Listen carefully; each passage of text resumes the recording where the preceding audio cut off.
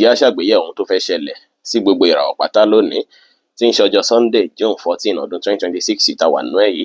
Mo kí Ọlọ́run ọba, mo ṣèbà Olódùmarè, ìbà akọ́dá ayé, ìbà aṣẹ̀dá ọ̀run, mo ṣèbà Ọ̀rúnmìlà, atórí ẹni tí ò sunwọ̀n ṣe, ẹlẹ́rìí ìpín tó ń tayọ̀mọ́, mójúbà ọkùnrin, mójúbà obìnrin, mo kí gbogbo ojú tó ń wò mí níbikíbi tí ẹ ti ń gbọ́ mi káàkiri àgbáńlá ayé. Ẹ̀yin tẹ́ ń wò mí pátá, ẹ bá ń share fídíò yìí, ẹ pín kó jẹ́ òwúrọ̀ àtàǹfààní fọ́pọ̀ ènìyàn. Ojú tẹ́ fi ń wò mí ò ní fọ́, bẹ́ẹ̀ ọwọ́ tẹ́ fi ń bá mi share rẹ̀ ẹ ní fi gbọ́mọ sí, ẹ sì ní fi gba lẹ́tà ìbànújẹ́ láṣẹ Ìdùmarè.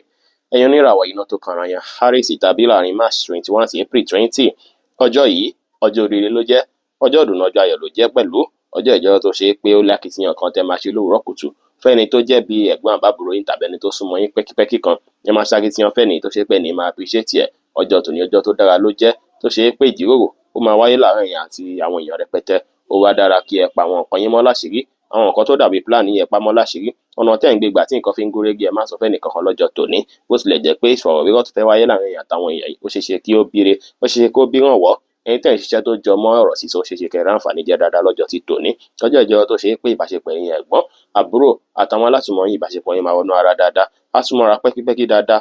Ọjọ́ ìtújọ́ tó ṣe pé àwọn kankan máa wá sí yín lọ́kàn lọ́jọ́ tòní, tó ṣe pé ó dára kẹ́ kíìpù ẹ̀, kí ẹ fi pamọ́, kí ẹ sì mú lò torí ọjọ́ ọ̀la. Bákan náà sì, ẹ̀yin tó bá dàbí ìgbà pé ẹ ní doubting mind lórí nǹkan kan, ẹ wulẹ̀ clear mind yín pátápátá, ẹ fi gbogbo nǹkan lẹ̀ sọ́wọ́ Ọlọ́run ọba tó dá yín, kẹ́ ẹ clear mind yín pátápátá. Kò sí wàhálà, kò sí mímì lọ́rùn ọ̀pẹ. Ènìyàn á lọ bó ṣe yẹ kó lọ, iṣẹ́ á lọ dáadáa, relationship yẹn á lọ bó ṣe yẹ kó lọ. Ire ó náà wọlé fún yín dáadáa lọ́jọ́ tòní. Aago 1 kù ìṣẹ́jú 15 ní ọ̀sán sí aago 2 kù ìṣẹ́jú 15 ní ọ̀sán jí àkókò. Èyí tó dára jù fún yín tí ń ṣe lucky hour fún yín lénìí tí kọ́lọ̀ gold sì jẹ́ kọ́lọ̀ èyí tó dára jù fún yín láti wọ̀ láṣọ ní ọjọ́ tòní. Oníràwọ̀ ìpàlámọ̀ Taurus tàbí láàrin April 21 sí May 20.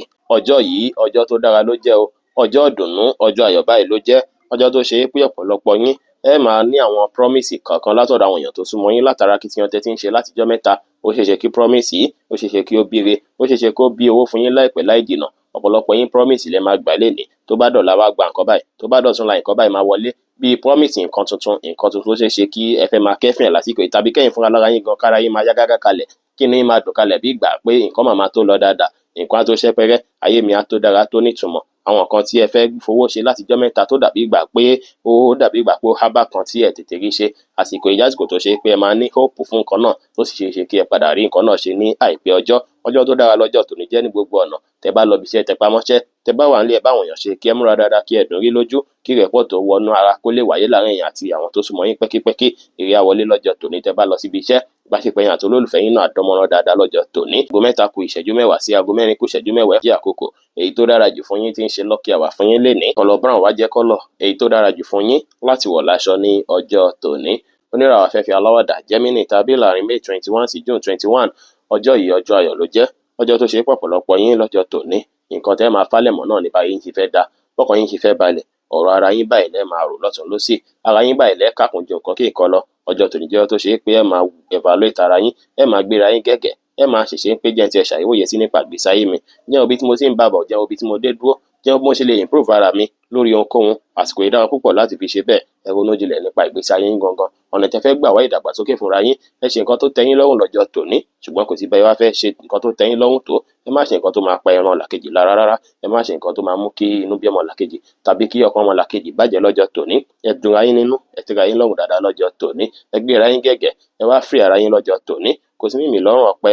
Ọjọ́ tòní ọjọ́ tí ó máa dára ló jẹ́ fẹ́yìn tẹ́ ń lóràwọ̀ yìí. Kò sí bí ìrònú ṣe lè pọ̀ tó, ẹ má wulẹ̀ ronú rárá. Orí ni kẹ́ ẹ rò lénìí, ẹ wulẹ̀ fi ní plan ni. Àtijọ́ mẹ́ta náà lẹ ti wà nínú móòdù tí kò fi bẹ́ẹ̀ dára tó dàbí ìgbà pé ẹ̀ ń fi bí ìgbà pé àbí nǹkan fẹ́ rí bákan ni, àbí nǹkan ò fẹ́ lọ dáadáa ni. Tẹ́ ẹ̀ ń rò àròkàn, ẹ má wá àròkàn yẹn mọ́. Èní ẹ fi rorí ni o, orí ni kẹ́ ẹ rò láti jẹ́ káyé yín balance, láti jẹ́ káyé yín dára. Iṣẹ́ á lọ dáadáa lénìí tẹ́ bá lọ bí iṣẹ́, relationship yẹn á lọ bó ṣe yẹ kó lọ. Ire ó náà wọlé fún yín lọ́jọ́ tòní pẹ̀lú. Akitiyan kan wà téèyàn máa ṣe fún yín láàárọ̀ ọjọ́ tòní tó ṣe é pa múnú yín dùn, á máa yọ yín kún. Akitiyan yìí jẹ́ nǹkan tó ṣe é pẹ́ ní láti appreciate ẹ̀ dáadáa. Kò sí wàhálà rárá lọ́jọ́ tòní. Orange jẹ́ kọ́lọ̀ tó dára jù fún yín láti wọ̀ láṣọ lónìí.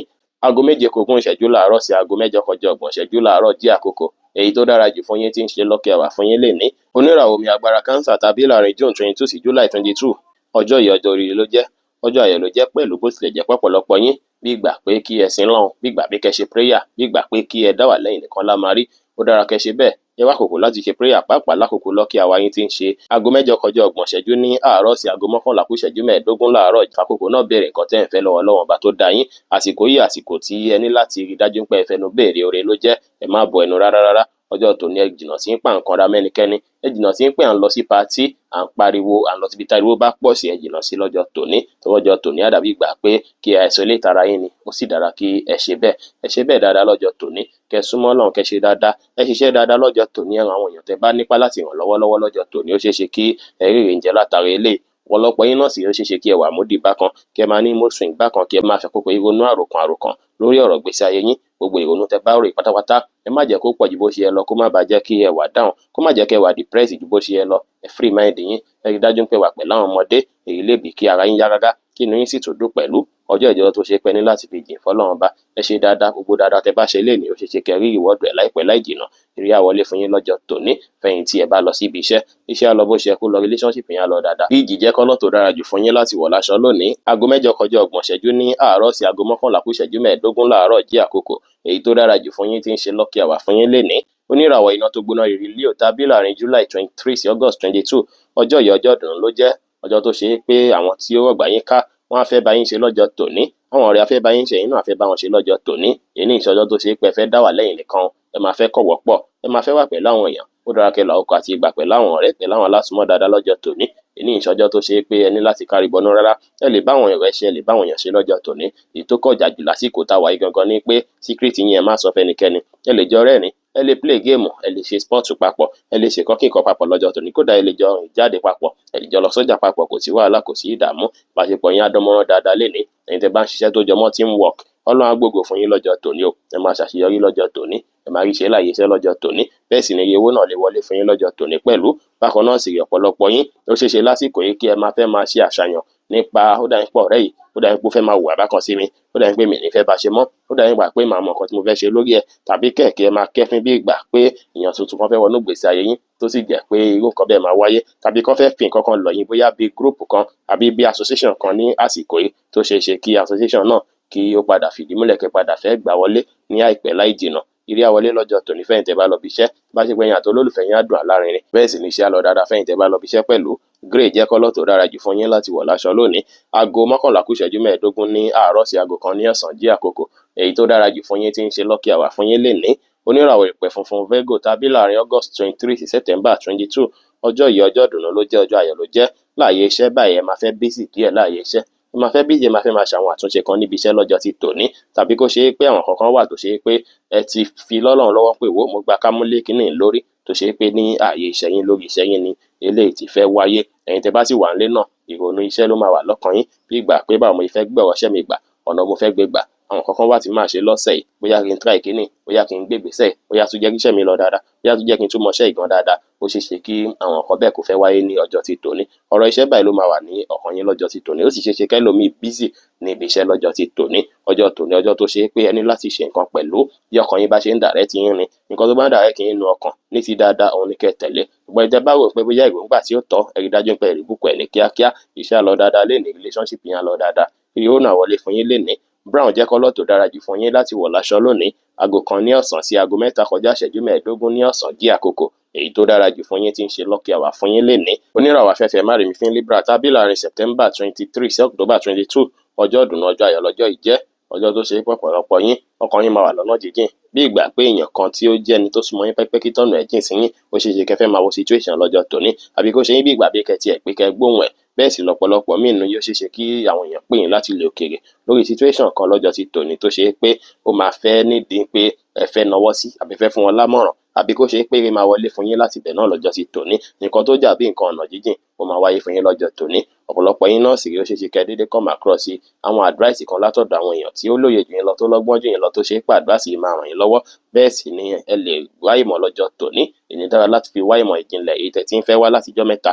Ìmọ̀ ìjìnlẹ̀ tẹ́ bá mọ̀ lọ́jọ́ tòní á ràn yín lọ́wọ́ dáadáa láwọn ọjọ́ tá à ń wò lọ́ọ̀kan yìí ó ṣeé ṣe kí ẹ ní ìmọ̀ ìjìnlẹ̀ lọ́jọ́ tòní tí ẹ bá wà ìmọ̀ tẹ́ ẹ bá wà gan ó ṣeé ṣe kéèyàn gbà yín lámọ̀ràn lọ́jọ́ tòní tó ṣe pé ẹ máa gbèrò ẹ̀ rò pé àmọ̀ràn yóò dá ìgbà pé ó máa wọ́ọ̀kì fún mi bẹ́ẹ̀ sì ni hope wà fún yín lórí àwọn kankan ní àsìkò tẹ́ wà yìí tẹ́ máa ní hope lé lórí iṣẹ́ á lọ bó ṣe yẹ kó lọ relationship yẹn á lọ dáadáa ire owó náà lè wọlé fún yín lénìí brown jẹ́ kọ́lọ́ tó dára jù fún yín láti wọ̀ láṣọ lónìí aago 3 kọjá ìṣẹ́jú 15 ní ọ̀sán sí aago 5 kọjá 30 ìṣẹ́jú ní ìrọ̀lẹ́ jí àkókò èyí tó dára jù fún yín tí ń ṣe lucky hour fún yín lénìí láfikún ẹ̀yin oníràwọ̀ yìí ẹ máa nífẹ̀ẹ́ sí láti túmọ̀ àwọn kankan sí bí àwọn kan mèremère tá a mọ ní ìdùn tá a máa yẹ yín kún bí kẹ́ jáde ló máa rí bí kẹ́ lọ gbafẹ́ ló máa rí lọ́jọ́ tòní ẹ lè ṣe bẹ́ẹ̀ lọ́wọ́ ọ̀sán ṣùgbọ́n lọ́wọ́ alẹ́ kò dára kí ẹ fi ní ẹ̀ lọ sí pàtí àbí nǹkankan oníràwọ̀ omi tútù Scorpio tàbí láàrin October 23 sí November 22 ọjọ́ yìí ọjọ́ tí ó dára náà ló jẹ́ fẹ́yìn tẹ́ ló ràwọ̀ yìí ọjọ́ ìdùnnú ọjọ́ ayọ̀ ló jẹ́ fún yín ọjọ́ tó ṣe é pé ìbáṣepọ̀ yín àti olólùfẹ́ yín á wọnú ara sí dáadáa á dìpò dáadáa ju tàtẹ̀yìnwá gan lọ pẹ̀lú ìfẹ́ yín máa lékè nǹka dáadáa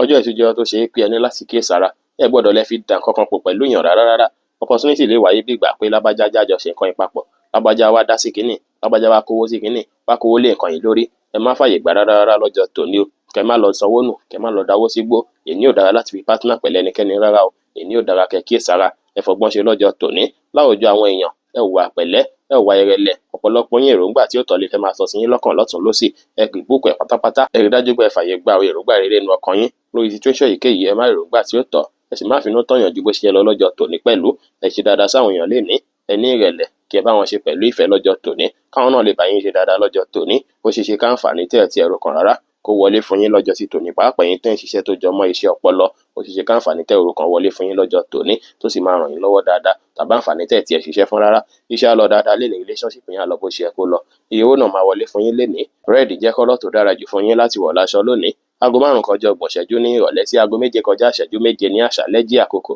èyí tó dára jù fún yín tí ń ṣe lucky hour fún yín lénìí oníràwọ̀ iná àtùpà Sagittarius tàbí láàrin November 23 sí December 22 ọjọ́ yìí ọjọ́ tó dára náà ló jẹ́ fún yín ọjọ́ ire ló jẹ́ fún yín pẹ̀lú pàápàá ọjọ́ olólùfẹ́ ló jẹ́ tí ìbáṣepọ̀ ẹ̀yin àti olólùfẹ́ yín tá dùn tá lárinrin ẹ̀yin àti olólùfẹ́ yín ó ṣeé ṣe kí ẹ láìkì kẹjọ wà papọ̀ dáadáa lọ́jọ́ tòní wíwà papọ̀ yín báyìí á bí dùnú á báyọ̀ ọ̀rọ̀ olólùfẹ́ yín ló máa wà lọ́kàn yín gbágbágbá a máa ṣe yín bí ìgbà pé àbí kí n surprise ẹ àbí kí n ṣe dáadáa fún báyìí àbí kí n lọ rí bèbí mi àbí kí n lọ rí bọ̀bọ́ mi lọ́jọ́ tòní ọjọ́ ìjọjọ́ tó ṣe bó dára fún ìbáṣepọ̀ olólùfẹ́ méjì wíwà papọ̀ lénìí àbí kí ìbáṣepọ̀ yín kó dùn kó tòrò kó lárinrin ẹ̀yin tẹ́ jẹ́ single ẹ má fàyè gbà ní relationship lénìí relationship tẹ́ bá ní lọ́jọ́ tòní ó ṣeé ṣe kí ó má di àárọ̀ dèbòdèbò pé yóò dalẹ̀ tí ẹ fi jọ túká ẹ kíyèsára dáadáa lọ́jọ́ tí tòní tẹ́ bá lọ bí iṣẹ́ lọ dáadáa relationship yín á dùn àlárinrin ire wá wọlé fún yín tẹ́ bá ṣiṣẹ́ lọ́jọ́ tòní bíṣì jẹ́ kọ́lọ́ tó dára jù fún yín láti wọ̀ láṣọ lónìí aago 7 kọjá ìṣẹ́jú 7 ní àṣálẹ́ sí aago 9 kù ìṣẹ́jú 5 ní àṣálẹ́ jí àkókò èyí tó dára jù fún yín tí ń ṣe lucky hour fún yín ní ọjọ́ tòní oníràwọ̀ ìpele eruku Capricorn tàbí láàrin December 23 sí January 19 ọjọ́ yìí ọjọ́ tí ó dára ló jẹ́ bó tilẹ̀ jẹ́ pé ẹ máa fẹ́ máa round up àwọn task kan máa wà lọ́rùn yín tẹ́ máa fẹ́ máa lé pé jẹ́ tètè ṣetán jẹ́ tètè mórí bọ́ńbẹ̀ ẹ máa busy dáadáa lọ́jọ́ tòní busy máa pọ̀ rẹpẹtẹ lọ́jọ́ tí tòní o bó bá ṣe ṣe kélé ìgbọ́n fẹ́ bí akó fẹ́ wá àìsàn jáde lára yín àwọn nǹkan tó bá dàbí àìsàn bí ara ríro àbí nǹkan tó ti ń ṣe yín láti jọ́ mẹ́ta tó ṣe pé ó ń wá ó ń lọ ó ṣeéṣe kó fẹ́ búrẹ́kẹ́ dáadáa lọ́jọ́ tòní ẹ wó oògùn lò lọ́jọ́ tòní o kẹ́ lo oògùn dáadáa lọ́jọ́ tòní ẹ má ní ẹ̀ neglect health issue èyíkéyìí any health symptom tẹ́ bá rí ẹ tètè yàwó ìgbésẹ̀ rẹ lórí kó má lọ jẹ́ nǹkan tó ṣe pé á búrẹ́kẹ́ ju bó ṣe yẹ lọ tẹ́ bá falẹ̀ mọ́ dáadáa lọ́jọ́ tòní títí ọ̀la sọ́tún lára yín àti ta pọ́npọ́n àti yá gágá padà kò ní sí wàhálà kò ní sí ìdààmú èní ẹ fi gbèsè ti ara yín ẹ má rọ́ọ̀ṣì ju bó ṣe yẹ lọ ẹ ṣe nǹkan yín ní ṣiṣẹ́ ń tẹ̀lé ló dára iṣẹ́ wa lọ dáadáa tẹ́ bá lọ bí iṣẹ́ relationship yẹn lọ bó ṣe kó lọ náà ṣùgbọ́n ó ṣeé ṣe kẹ́ má ráyè kọbi ara sí relationship náà rẹpẹtẹ bẹ́ẹ̀ sì ni iye owó lè wọlé fún yín lè tẹ́ bá falẹ̀ mọ́ṣẹ́ góòdù jẹ́ kọ́lọ́ tó dára jù fún yín láti wọ̀ láṣọ lónìí aago 9 kù ìṣẹ́jú 5 ní alẹ́ sí aago 11 kù ìṣẹ́jú 10 ní àṣálẹ́ jí àkókò èyí tó dára jù fún yín tí ń ṣe lucky hour fún yín lénìí oníràwọ̀ afẹ́fẹ́ oníbínú Aquarius tàbí láàrin January 20 sí February 18 ọjọ́ yìí ọjọ́ tí ó dára ló jẹ́ ọjọ́ rere ló jẹ́ pẹ̀lú ọjọ́ tó ṣe é pé ní máa dùn látòórọ̀ dọjọ́ alẹ́ ni inú ọkàn yín báyìí àkàn yín àgbàlẹ̀ fún dùnú àgbàlẹ̀ fún ayọ̀ ọ̀rọ̀ àwọn ọmọ yín báyìí ló máa wà lọ́kàn yín bí kẹ́ bá wọn ṣe bí kẹjọ dẹ́wẹ̀kẹ́ bí kẹjọ ṣàwàdà papọ̀ ló máa rí ọjọ́ ìjọ tó ṣe é pé ó dára kí ẹ ṣe dáadáa sáwọn ọmọ kéékèèké ẹ má lẹ́nu lọ́mọ kankan lọ́jọ́ ti tòní o tó bá ṣe ipá tó lágbára jù ẹ lè fi ẹnu ẹ lè fi bá wọn sọ̀rọ̀ ìyẹn bẹ́tà jù kẹ́lẹ́ náà wọn lọ ọjọ́ tòní dára kẹ́ ṣe dáadáa sáwọn ọmọ wẹ́wẹ́ ó ṣeé ṣe kí dáadáa tẹ́ ṣe fún wọn kí ó bí àǹfààní kó béèrè fún yín nínú yín máa dùn ayọ̀ yín máa kún ara yín máa yá gágá lọ́jọ́ ti tòní a ṣe yín bí ìgbà pé kẹwà pẹ̀lú olólùfẹ́ yín gan lọ́jọ́ tòní tó sì jẹ́ pé ìbáṣepọ̀ yín àti olólùfẹ́ yín á dùn àlárinrin gbogbo nǹkan tó sì máa wùn yín náà ní kẹ́ máa ṣe nǹkan tá tẹ́yín lọ́rùn nǹkan tó máa satisfy yín, nǹkan tá fún yín pleasure tẹ́ bá ṣe lọ́jọ́ tòní, kò sí wàhálà, kò sí ìdààmú. Èní á lọ bó ṣe yẹ kó lọ, free day ní lórí gbogbo nǹkan báyìí, lẹ́ẹ̀tì rí dùnnú, lẹ́ẹ̀tì ráyọ̀, iṣẹ́ á lọ dáadáa gan, relationship yín náà lọ bó ṣe yẹ kó lọ. Góòlù jẹ́ kọ́lọ̀ tó dára jù fún yín láti wọ̀ láṣọ lónìí. Aago 11:09 láàárọ̀ sí aago 12:09 láàárọ̀ jẹ́ àkókò èyí tó dára jù fún yín, tí ń ṣe lucky hour fún yín lénìí. Oníràwọ̀ omi tí kì í ru Pisces, tàbí láàrin February 19 sí March 20. Ọjọ́ yìí ọjọ́ ìdùnnú, ọjọ́ ayọ̀ ló jẹ́ láàrin èèyàn àti fámílì o. Inú ilé yín báyìí á gbalẹ̀ fún àlàáfíà àti ìrọ̀rùn, gbogbo ẹ̀ máa dákẹ́ rọ́rọ́, gbogbo ẹ̀ máa cool. Ọjọ́ tòní dára púpọ̀ láti fi wà nínú ilé, ó dára kẹ́ wà nílé ju kí ẹlẹ́yin jáde káàkiri lọ, tàbí tẹ́ bá máa jáde bí màlẹ́bí ní kẹ́ lọ rí. Ọ̀rọ̀ fámílì yín báyìí lọ́jọ́ tòní ó ṣeéṣe kó wà lọ́kàn yín, ó ṣeéṣe kó wù yín kẹ́ gbóhùn fámílì tàbí kẹ́ gbóhùn màlẹ́bí. Ìjíròrò lè wáyé lórí nǹkan kan tí ẹ fẹ́ finalize lé lórí nínú fámílì lọ́jọ́ ti tòní. Ìrẹ́pọ̀ tó dánmọ́rán máa wà láàrin ẹ̀yin àti ìyàwó, láàrin ẹ̀yin àtọmọ, láàrin ẹ̀yin àtàwọn tó rọ̀gbà yín ká. Àyíká yín máa gbalẹ̀ fún dùnnú àtayọ̀. Ọ̀pọ̀ yín náà sì ló ṣeéṣe kí ẹ máa plan láti ṣe àwọn nǹkan kan nínú ilé yín gangan. Àbẹ́yìn tó ṣe pé ti ní sáìtì tẹ́ fẹ́ iṣẹ́ lé lórí, kí ẹ máa gbáradì kó dà pé máa fẹ́ ṣe nǹkan kan nípa sáìtì mi láìpẹ́ ọjọ́, tẹ́ máa ronú jinlẹ̀ nípa ọ̀nà tẹ́ fẹ́ gbé gbà. Ọjọ́ tòní ọjọ́ tó dára ló jẹ́ láti fi ṣe nǹkan tó jọmọ́ ti ilé àti ti màlẹ́bí lọ́jọ́ ti tòní. Iṣẹ́ á lọ dáadáa tẹ́ bá ń ṣiṣẹ́ láti ilé, relationship yẹn á lọ bó ṣe yẹ kó lọ, yóò náà wọlé fún yín tí ẹ bá ń ṣiṣẹ́ láti ilé tàbí tẹ́ bá wà nílé dáadáa lọ́jọ́ tòní. Aago 7 ní àṣálẹ́ sí aago 8 ní àṣálẹ́ jí àkókò èyí tó dára jù fún yín, tí ń ṣe lucky hour fún yín lénìí. Ẹ rí dájú pé àyíká yín wà ní ìmọ́tótó kí ire lè wọlé fún yín. Yẹ́lò jẹ́ kọ́lọ̀ èyí tó dára jù fún yín láti wọ̀ láṣọ ní ọjọ́ tòní. Bí ó ṣe jẹ́ nìyẹn fún gbogbo irúfẹ́ ìràwọ̀ 12 tó wà pátá. Ẹ̀yin tẹ́ ń wò mí pátá, ẹ má gbàgbé pé Ọlọ́run Olódùmarè nìkan lọ́ba tó ní ìmọ̀ jùlọ. Ẹ̀yin tẹ́ fẹ́ ṣèwádìí onírúurú láǹfààní àti kàn sí wa ní WhatsApp 09033897161. Ire gbogbo á jẹ́ tiwa lónìí, lọ́sẹ̀ yìí, lóṣù yìí àti ní gbogbo ọjọ́ ayé wa láṣẹ Ìdùmarè. Ire o.